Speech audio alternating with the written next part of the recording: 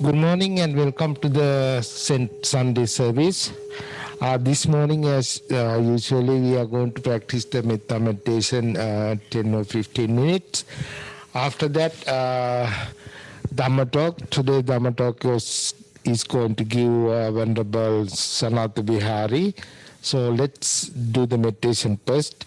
And Reverend Chandasara is going to lead the metta meditation.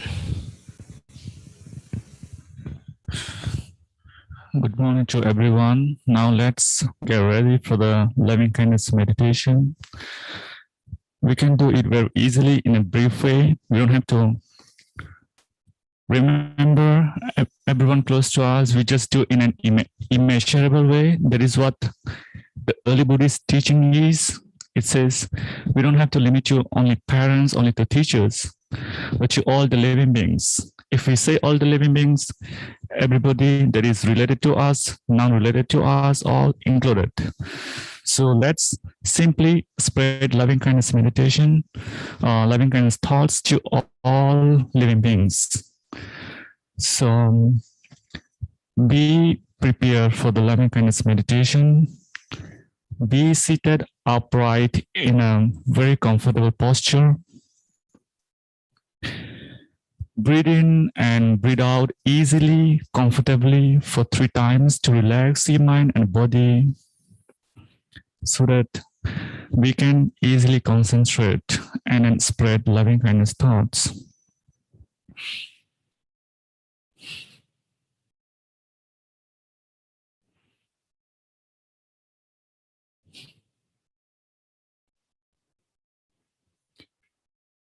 Let's do like this way. May all the living beings be free from physical illnesses. May all the living beings be free from incoming troubles. May all the living beings be free from mental illnesses. Let's continue spreading loving kindness thoughts in this way until you hear the bell sound. Sadhu, sadhu, sadhu.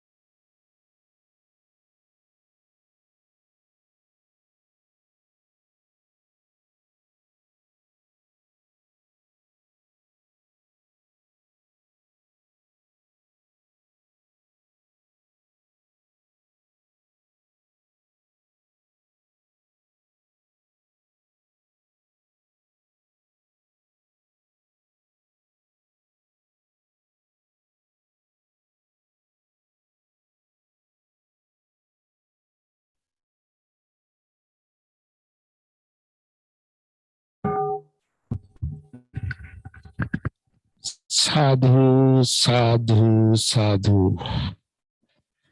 Now it's time for the Dhamma talk. Today our guest speaker, Venerable Sanathavihari, resident monks at the Sarachandra Buddhist Vihara. We call basically Mexican-American monks. Venerable, I believe you are there. You can start your Dhamma talk right now. Thank you, Bante. So first and foremost, I'd like to pay my respects to you, Bante, and with your permission and the permission of the other monks there, I'd like to give a Dhamma talk. So I would like to invite those of you that feel comfortable sharing your video stream to do so at this time.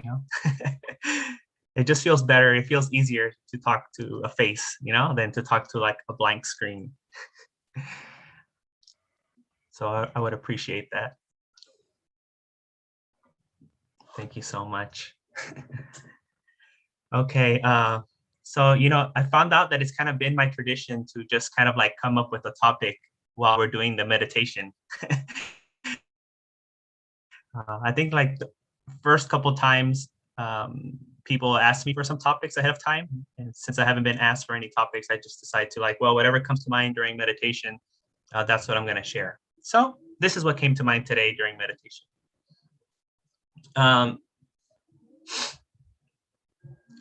So some of you might be familiar with the Venerable Arahant Asaji. So the Venerable Arahant Asaji was one of the 5, ascetic friends of the Buddha that practiced with him for many years. So on one occasion, when Venerable Arahant Asaji was walking down the road, this young man noticed something special about him, and he couldn't put his finger on it. There's something special about this sramana, this samana, this wanderer. I need to go figure out what it is. So he went up to him. He did the traditional salutations that they did in those days in India. And he said, "Venerable sir, who is your teacher and what is his teaching?" And Venerable Arahant Asaji replied, "I am new in this Dhamma. I wouldn't feel comfortable sharing something with you and misrepresenting the teacher and his teachings. So, I don't want to say anything." Then this young man pleaded with him, said, "Please, Venerable sir, I won't hold anything against you or your teacher. However you understand the teachings, just go ahead and share them with me, no problem." So then Venerable Asaji said, "Okay." And then there's this verse that he told him. "Of all those things that from a cause arise, the Tathagata, the cause thereof, has told, and how they cease to be. That too he tells. This is the teaching of the great wanderer, the Mahasamana." So, I've tried to put myself in the position of Venerable Arahant Asaji. If someone, were to tell me were to ask me, what is Buddhism, or what is the Dhamma? What did the Buddha teach? There's so many ways to answer this question. How would you answer? You could talk about the Four Noble Truths. You can talk about paticca samuppada. You could talk about so many things. You could talk about karma. You could talk about rebirth. But what is the underlying principle under all these things, right? What's the mechanism in which all these things work?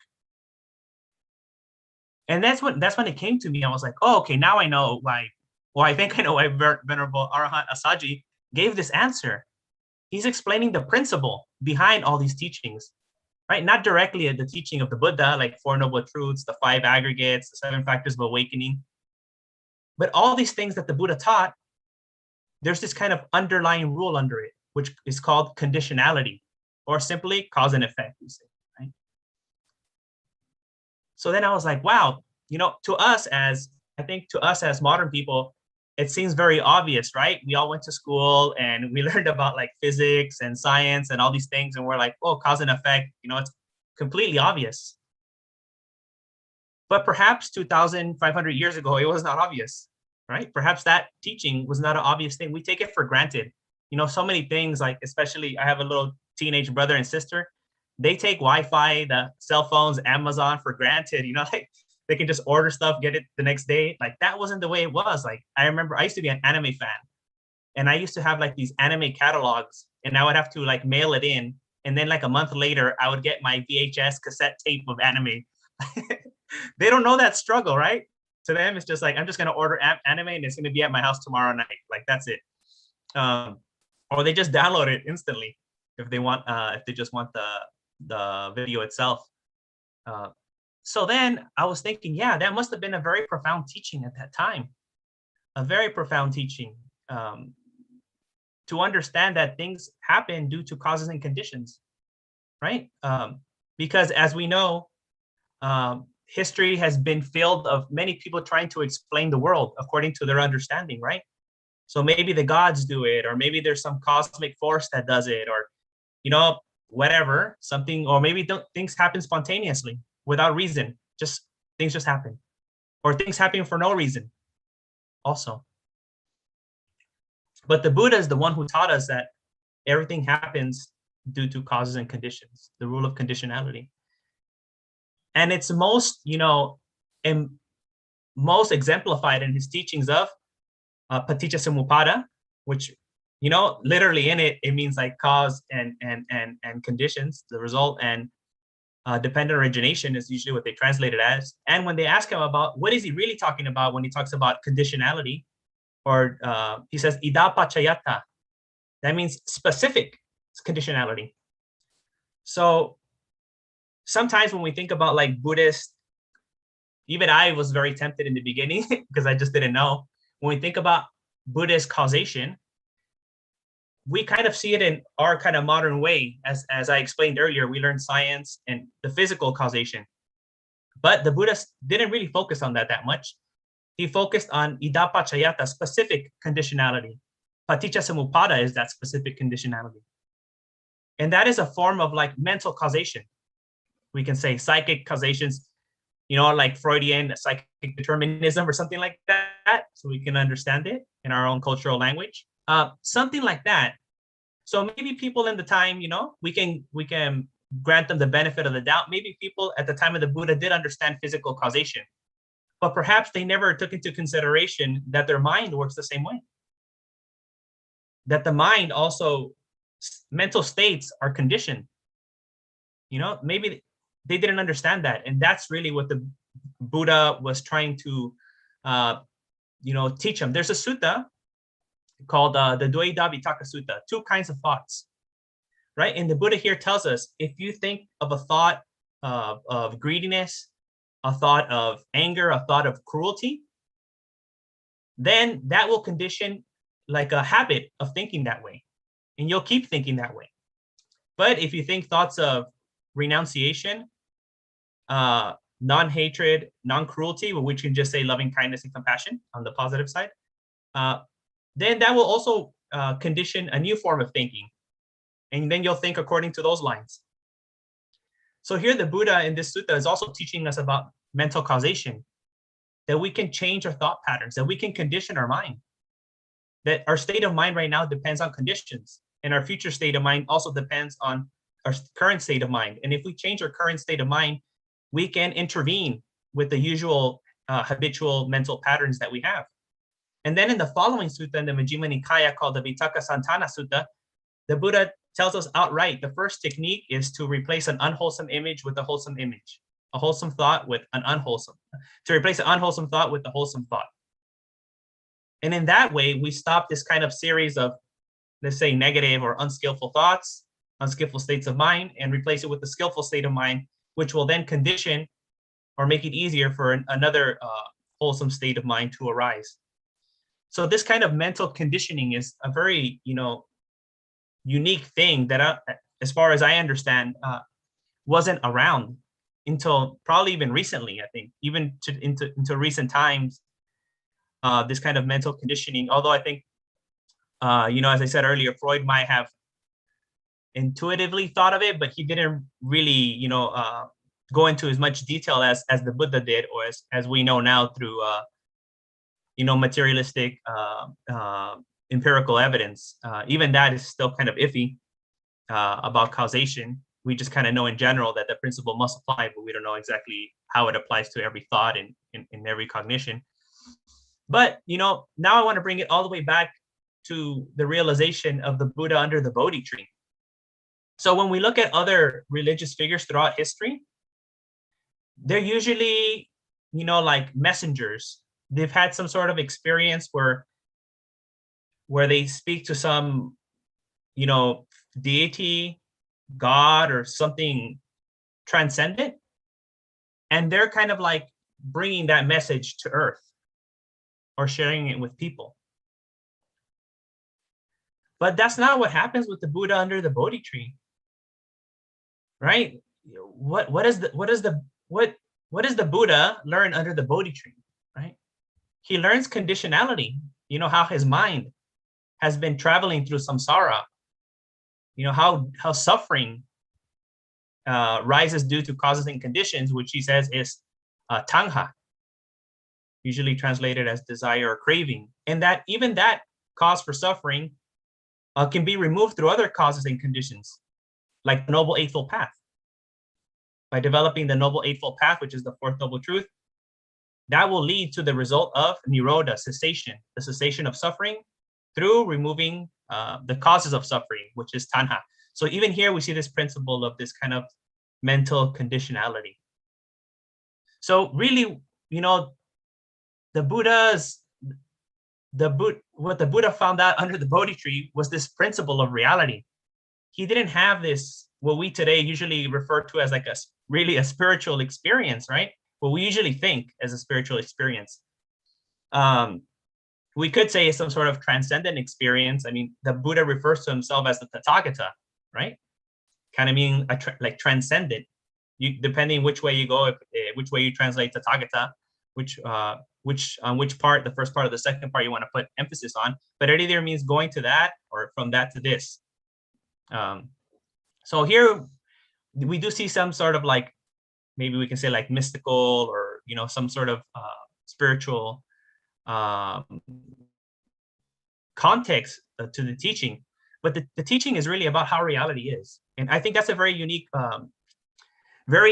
teaching that the Buddha brought. And even through his first disciple, Venerable Asaji, instead of telling him about some very spiritual things like, there's all these heavens, Sariputta, or there's all these gods, or there's the jhanas, which I think a lot of Buddhists are very fascinated about with nowadays. Like, how can I get to jhana? How can I do this? How can I do that? Or psychic powers, or about previous lives. All of us think we were some celebrity in the past or someone powerful or something like that.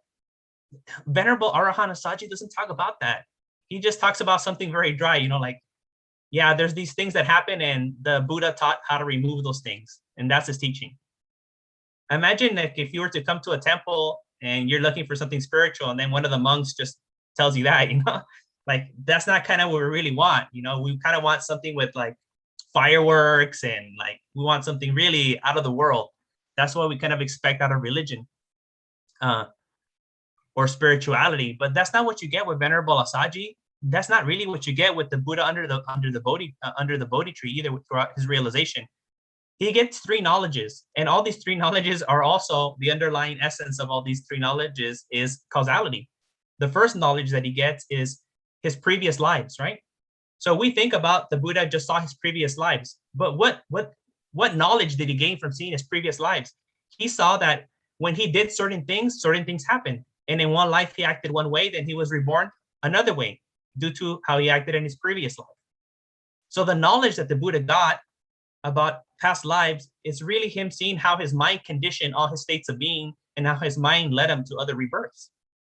So the principle under him, he learned causality there, but that wasn't enough for him to make a firm declaration about, now I know how the universe works. Then he used the divine eye, which is usually translated as the divine eye, to look out into the universe. And he saw beings dying in this moment with a certain mental state, and then being reborn the next moment dependent on that previous mental state. So here he also saw causation. These people did this in this life. Their thought was like this before they died, and then they were reborn. I see them. It's just like walking through a door. I saw them being reborn dependent on their previous state. So also here we see causality. And then finally, in the third knowledge is the Four Noble Truths, as we all know. Definitely you can see it, suffering, the cause of suffering, the cessation of suffering, and the cause to the cessation of suffering. So in these three knowledges depend also on this principle of conditionality. So I think this is something that we all know, like, oh yeah, cause and effect, dependent origination. We kind of, as people who know about Buddhism or consider ourselves Buddhists, we kind of know this is there. But I don't feel, or at least in my experience, I feel like there's not much emphasis placed on this general principle. We, for whatever reason, we're attracted to other things, and we try to focus on those other things. And that just might be due to our own, personal experiences in life, or to the culture that we're in, or to the time that we find ourselves in, that we're looking for something else. And, we don't focus on this general principle, which I think is really important. Because when something unfortunate happens to us, what is the question that comes to our mind all the time, or most of the time, for most people, I would say? Why? Right? Why? But if you think about how the Buddha is telling us to think about conditionality, instead of why, the proper question would be how. How did this happen? Then you can see the causes and conditions, and then you can intervene in the future or do whatever you can to mitigate whatever unfortunate state is arising now. So if we would put more focus on conditionality, when we're confronted with all these difficult situations in life, we can completely get rid of that why question and just think how. Right? How. And I think coming from that how space, one, it leads to greater understanding. And through that greater understanding, as the Buddha proposes, panya, through panya, we can alleviate and completely eliminate our suffering. Because Buddhism at its core is based on knowledge, jnana. That's panya comes from jnana also. It's like a super knowledge, right? Or discern knowledge, we can say. That's what panya is. So through better understanding, through understanding the causes and conditions of our suffering, of why we get sad, why we get angry, why we're resentful, why we're envious, why we're greedy, we can free ourselves instead of asking why. Why is like just, it's like a story. That's basically what it is. When we say why, it means we want like a story.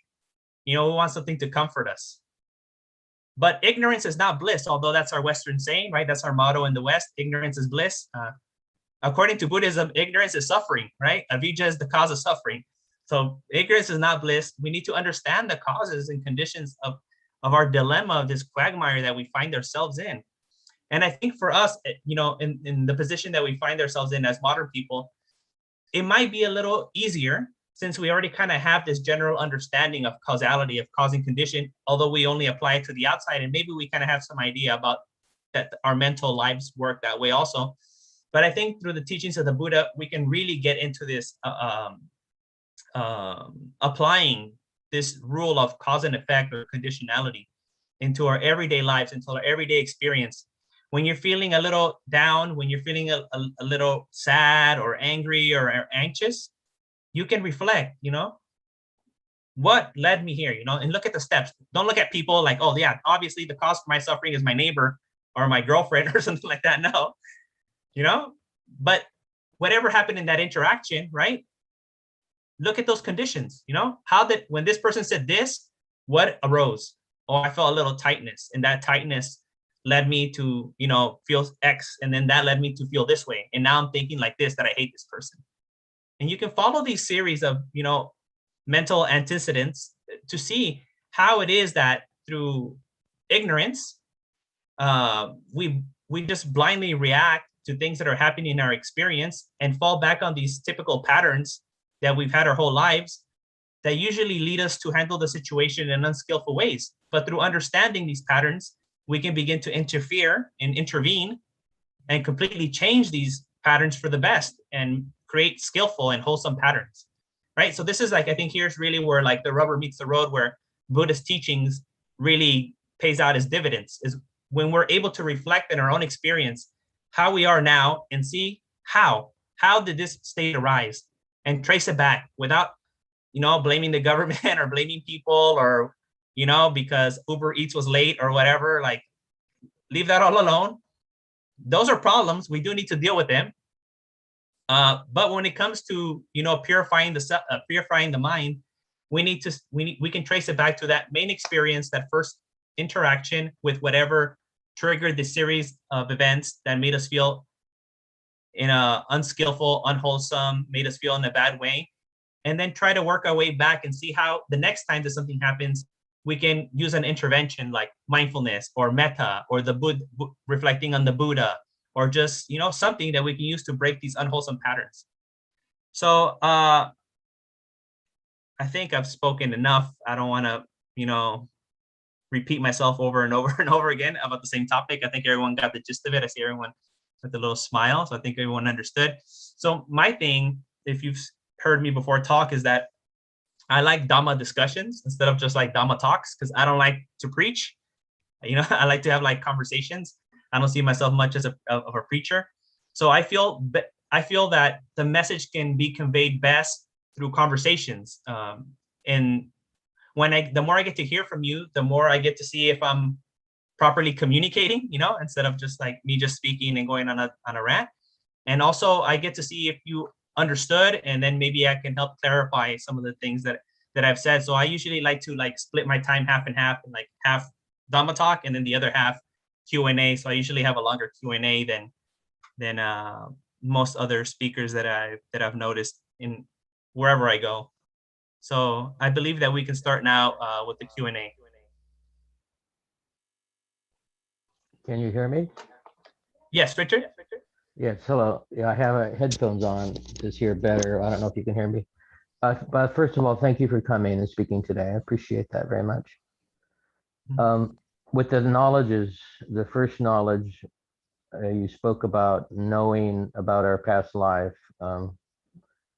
How would we go about doing that? So these are called abhinyas. Abhinyas are like super knowledges.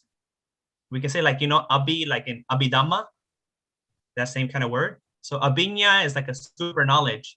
And I would say, the most common way for us to get it, or nowadays, or how I learned to get there, would be through getting at least to the fourth jhana.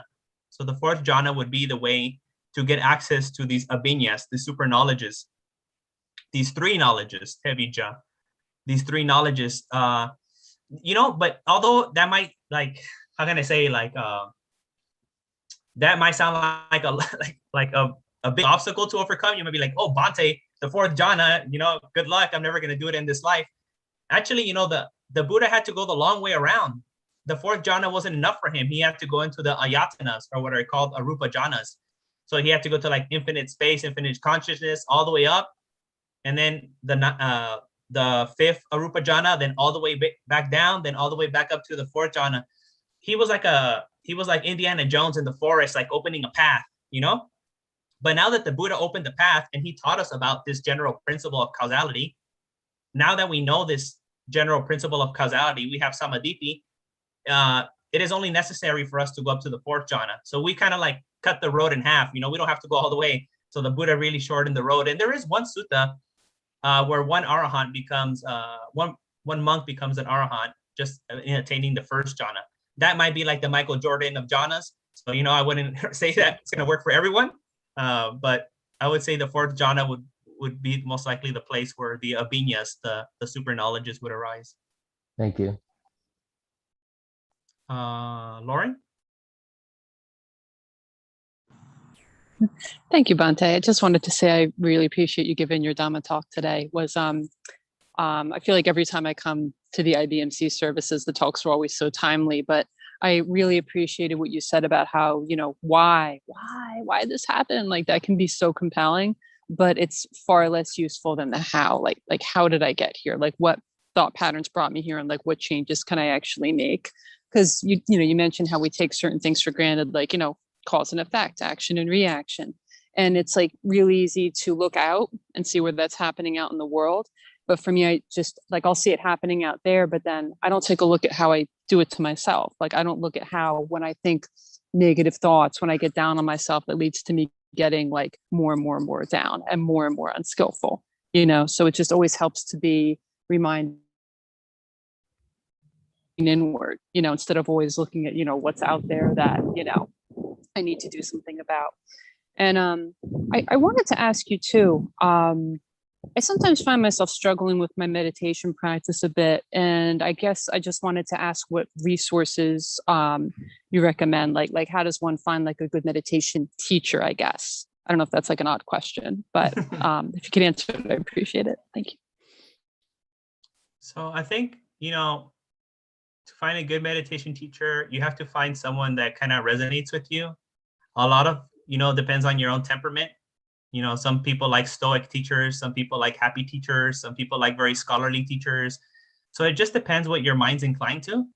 And, you know, the practice itself, what the teacher's teaching you should be the main thing that's going to help you decide whether you're going to stick around with that teacher. So, you know, in the beginning, you can follow many teachers. You know, you're not forced to follow any one person, and you can always switch anytime you want. You can follow many teachers at the same time. But I would recommend that you place emphasis on one teacher at a time, and you watch them for a while. So there in the suttas, the Buddha says that the way to find a good teacher is to basically live with them for 6 months or follow them around for 6 months. So, you know, that's probably not possible for all of us, but maybe you can be their student for 6 months and see how things work out. At least give them a 6-month trial period and see how that works out. So, yeah, explore, check out everything, you know, and just see what works for you. Because the important thing is that it works. You know, that's really, you know, how we can measure if something's, you know, real or not. If it works for you, then it's fine. If it doesn't work, then try something else. Awesome. Thank you, Bhante.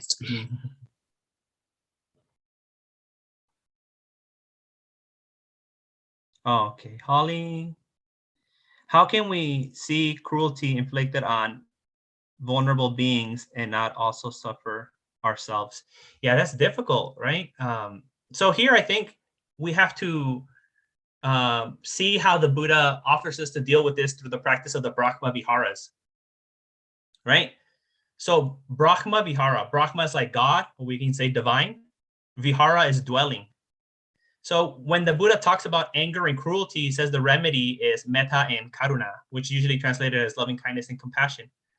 And the thing about, we have to remember about compassion, which is usually what arises when we see suffering in other beings, is that, at least from the Buddhist perspective, compassion is a joyful state. It's a happy state. Compassion is not a morbid state. It's not a state of suffering. Compassion is joyful. That's why the next step after compassion is mudita.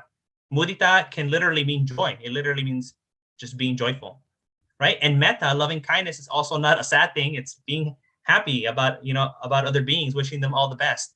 So I think this requires like a different view. We have to kind of step out of our regular understanding of what we think compassion is, and kind of see how the Buddha proposes us to his definition of what compassion is, which is karuna. Here, I'd like to share like an anecdotal account of the famous Tibetan monk Matthew Richard. So when they first started doing these brain scans on him, and they found they called him the happiest man in the world. They wanted to see how he would do by practicing compassion. So they stuck him in the machine, right? And they said, practice compassion meditation. And he practiced, but they weren't getting the typical readings on the monitor.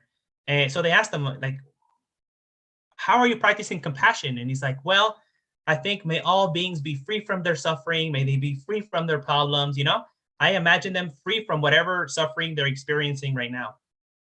And then the scientist said, no, that's not compassion. You have to imagine like the suffering, focus on the suffering. And he's like, why would I want to do that? You know, like, why would I want to get all more, like, what is that going to achieve? Right? It's not going to change anything.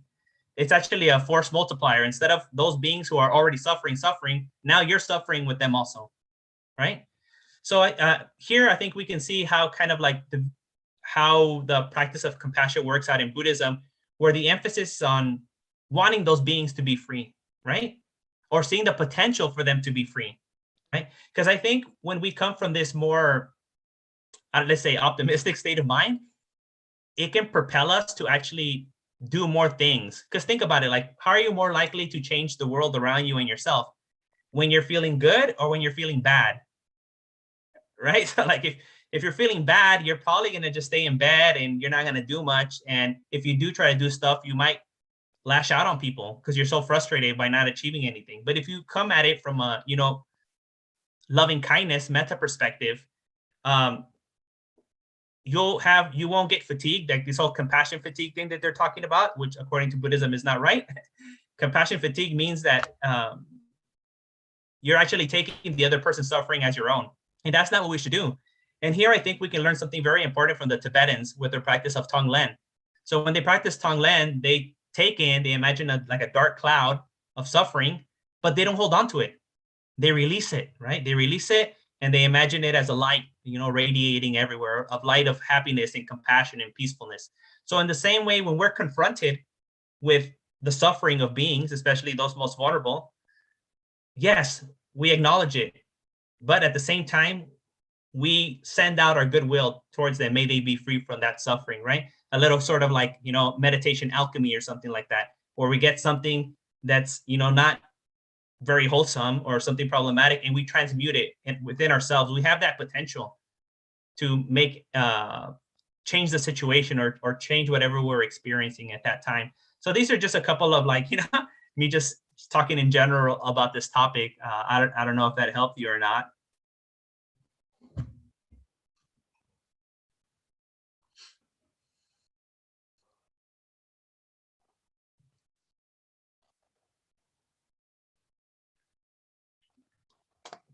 John?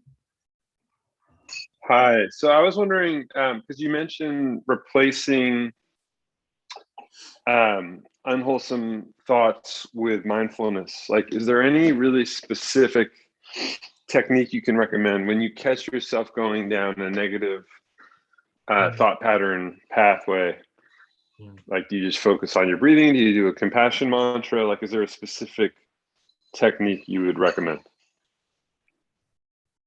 So mindfulness would be kind of like the field for the practice. So once you're mindful, you're able to recognize, oh, there's an unwholesome state in my mind, right? And it's going and going. I'm ruminating on it and it's making it worse. So that itself is already mindfulness. You're being mindful. Then what you need to do is apply some sort of intervention, So the Buddha talks about many different ways that we can intervene. And as I said in the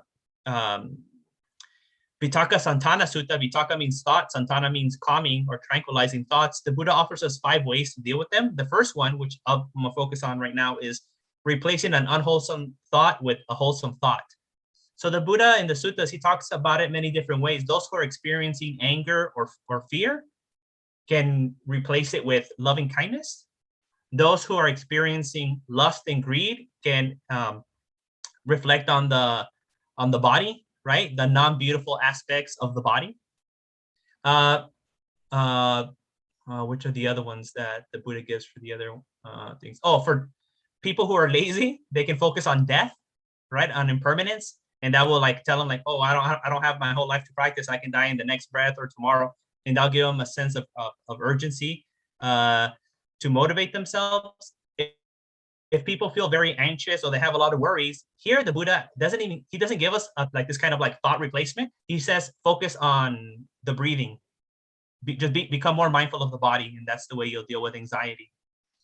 And if you're troubled by doubt and confusion, vicikiccha, then you can focus on the Buddha, Dhamma, and Sangha, the things you took refuge in, right, to gain confidence in the practice.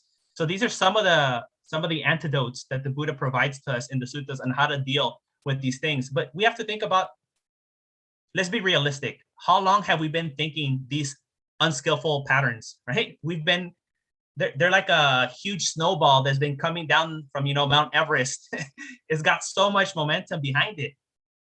So yes, we can try to introduce a wholesome state, but it's gonna be like this little thing coming up, the Himalayas. It's gonna be difficult. It's an uphill battle. Literally an uphill battle with the simile.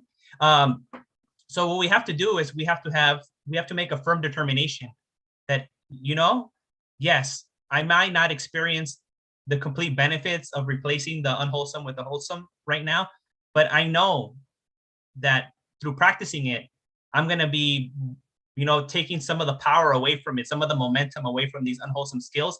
And I'll be at least receiving some relief from the practice in those moments that I did replace it. Although, even if the unwholesome state comes back the next moment. So we have to be realistic about our practice and know that we're just not going to be like, okay, I'm going to think loving kindness and it's all going to be fine now. It's not going to work that way, So it does take a bit of a commitment, determination, realistic perspective on what kind of, and setting realistic goals. But I think the best way to deal with these kind of things is to have a preventive practice. So instead of kind of like applying our meditation or Buddhist techniques when we're confronted with difficult situations, practice it every day. So when you are confronted with that, you have the skills already there to help you deal with the situation. So I'm very skeptical about like the modern, focus of like Buddhist meditations and mindfulness and compassion training. Is like they're kind of teaching you after the fact. Like after something happens, then take out your, Buddhist Swiss Army knife and you can solve your problems. But no, you have to plant a good field. You have to set the right conditions. It has to be all set up nicely. So if you really want to get the benefits of what the Buddha is teaching, it has to be a lifestyle. Like it's something that you have to do every day. Like you take care of your garden every day. You take care of this body. You brush your teeth every day. You give a shower. You feed it proper food. Like that's the best way that you can deal with these unwholesome thoughts when they start. Not waiting until anger or sadness arises. Oh, now I have to practice Buddhism. Well, it's, good luck. It's going to be very difficult at that point. But that means you have to learn those antidotes and work them into your daily practice. Because I've definitely heard them in a Buddhist class before or read them in a class, but I've never memorized them, like the aging one or the scary parts of the body and all that stuff. Like I can kind of just visualize those things once a day or whatever, but is there like a specific routine or format that you recommend to work those into your life? In my personal experience, metta has been the most powerful one. So even before I became a monk, I would be on the bus, like just practicing metta meditation. I'd be at the gym, like instead of every rep, instead of counting, I would like be like a metta pump or something, that was just my way of doing it, So I think metta is probably like the easiest one because it just feels good. So if you could just kind of like have metta, in your mind or in the background of your mind all day, as soon as you wake up and do your normal things, even sweeping and folding your clothes, doing laundry, washing dishes, practicing metta meditation, that's one way to incorporate it into like your everyday life. And metta meditation is just the focus on the breath? No, metta meditation is may all beings be well. Got it. Sorry. Yeah, loving kindness meditation. Loving kindness. Okay. And you just think that while you're breathing? When you're doing anything, even while you're going urinating, defecating, the Buddha said, whatever you do, when you're wiping your butt, you think, may all beings be well. Okay, cool. Thank you. Thank you, Venerable. I think we almost time is ready to 12. Thank you again for your great Dhamma talk, and we really appreciate Venerable and hope to see you in future again. Thanks again for everybody. And we're going to chant right now page 4 and page 10. Namo tasso bhagavato arahato samma sambuddhassa. Namo tasso bhagavato arahato samma sambuddhassa. Namo tassa bhagavato arahato samma sambuddhassa. Saranam gacchami, dhammam saranam gacchami, sangham saranam gacchami. Sentient beings are numberless. I vow to save them all. To passions are inexhaustible. I vow to end them all. Dharma gates are limitless. I vow to study them all. Buddha's way is supreme. I vow to attain it. May suffering ones be suffering free, and the fear-struck fearless be. May the grieving shed all grief, and the sick find health relief. May all merit be extended to everyone, that we, together with all beings, may gain Buddha's way. Om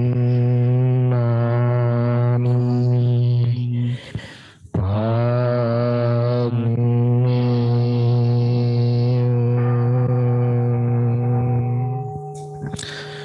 By the power of Buddha, Dhamma and the Sangha, you all be well and happy. Thank you again. Sadhu, sadhu, sadhu.